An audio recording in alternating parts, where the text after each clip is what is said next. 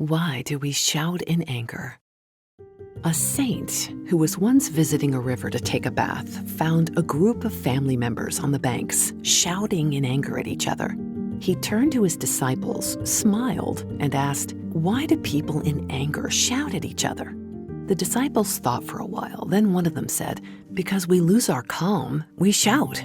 "But why should you shout when the other person is just next to you? You can just as well tell him what you have to say in a soft manner," asked the saint.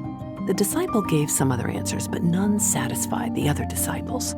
Finally, the saint explained, when two people are angry at each other, their hearts distance a lot.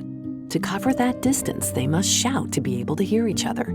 The angrier they are, the stronger they'll have to shout to hear each other to cover that great distance. Well, what happens when two people fall in love? They don't shout at each other, but talk softly because their hearts are very close. The distance between them is either non-existent or very small. The saint continued, when they love each other even more, what happens? They don't speak, only whisper, and they get even closer to each other in their love. Finally, they need not even whisper. They only look at each other, and that's all. That is how close two people are when they love each other. He looked at his disciples and said, "So when you argue, do not let your hearts get distant.